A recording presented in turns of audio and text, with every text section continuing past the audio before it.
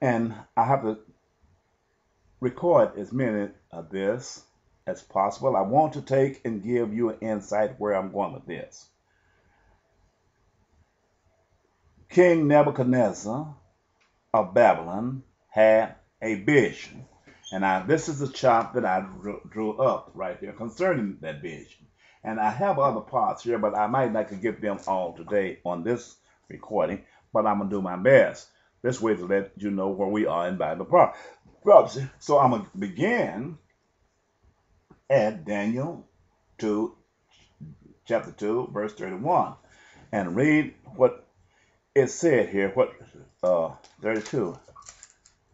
Okay,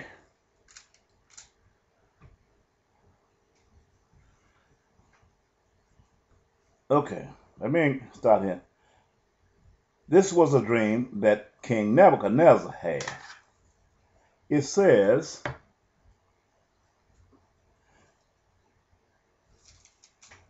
Thou, O king, I'm gonna start, let me start it. But as for me, the secret, verse 30 in Daniel chapter 2. But as for me, the secret is not given, revealed to me, but any wisdom that I have more than any living. But for their sake that shall make known the interpretation to the king, and that thou mightest know the thoughts of thy heart. This is Daniel talking to King Nebuchadnezzar, and this leaving the part for you to do. Take your Bible and you read these things, and you come to this part.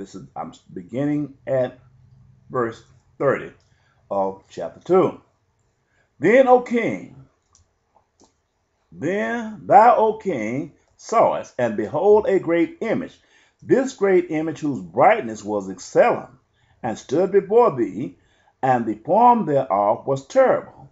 This image head was of fine gold, his breast and his arms of silver, his belly and his thighs of brass, his legs of iron, his feet part of iron and part of clay.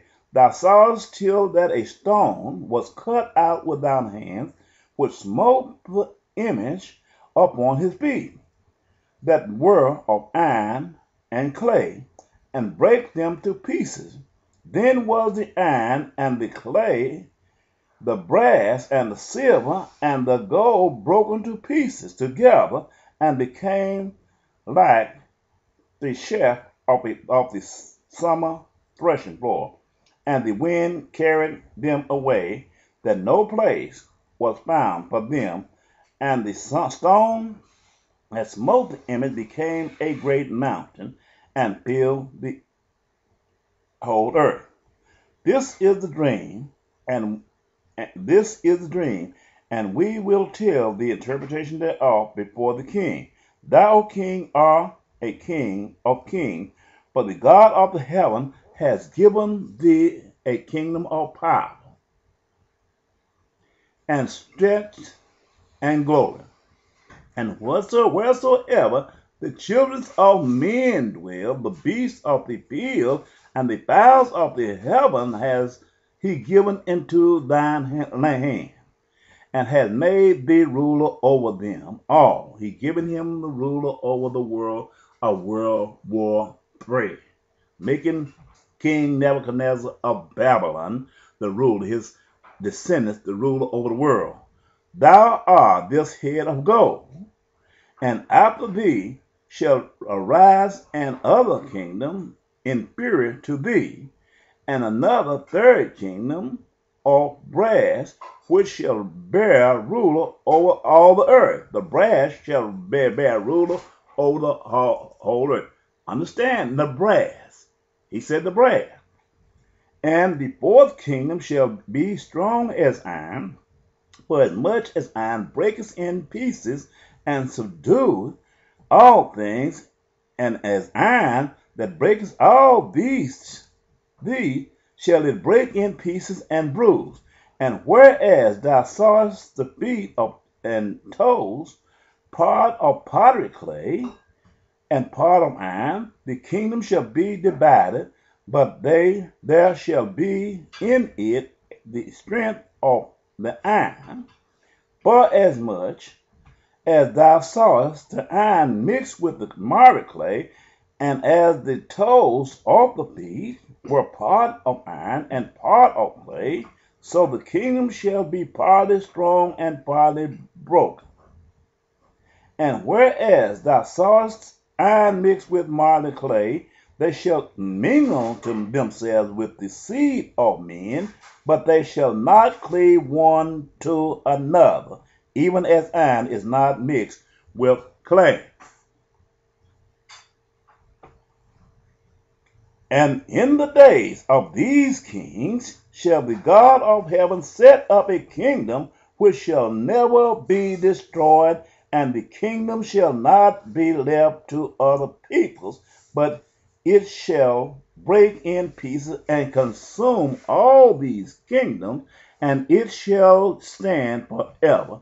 For as much as thou sawest that the stone was cut out of the mountain without hand, and that it brake in pieces the iron, the brass, the clay, the silver, and the gold, the great God has made known to the king what shall come to pass hereafter, and this dream is certain, and the interpretation thereof sure. Then the king Nebuchadnezzar fell upon his face and worshipped Daniel, and commanded that they should offer an oblation and sweet odors unto him. Then the king answered unto Daniel and said, Of a truth is it that your God is a God of gods, and a Lord of kings, and a revealer of secrets, seeing thou could reveal this secret. Okay, we'll start here. He said the brass will rule. He will be given victory over the world. The brass. I'm going to break this down, dissect this in parables. He said the image that he saw had a head of gold, breast of silver, chest of brass, and iron feet. And he had a part iron leg, and the feet was part iron and part clay.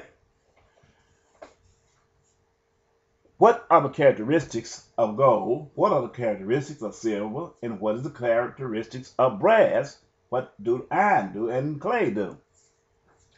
We know clay is what the flesh is made of. We know that. So iron is not a part of clay, so the iron cannot mix with clay. Neither can brass mix with clay, if depending on what you're saying, because the iron and the feet, only the iron and the feet was part clay and part iron. Well, let's go to the beginning. Gold is a symbol of wealth. Silver is a symbol of wealth. The fine gold is more precious than silver, so the head of gold represents the richest nation upon the face of the earth, which symbolizes the United States of America, who is the richest nation upon the earth. The head of gold was resting upon the shoulders and the arms of silver. That means that the head was being supported by the breast of silver and the arms of silver. So silver is also a symbol of wealth. Therefore, but it is not a precious wealth as gold. So the silver is a lesser wealth than the gold. So this makes these nations of silver and other rich nations unite themselves together. The head of gold and the silver is United Nations, which support the head of gold. It's the same as the United Nations where the United States reside in. Now, the brass. The chest and arms rise up on the brass, on the belly, which was brass, and the thighs, which was brass. He said the brass will be the rule of all the. Well, the brass is the military generals of the military. We called them top brass when I was in the military. The generals always, they're the commanding chiefs of the fighting forces. He said he'll let the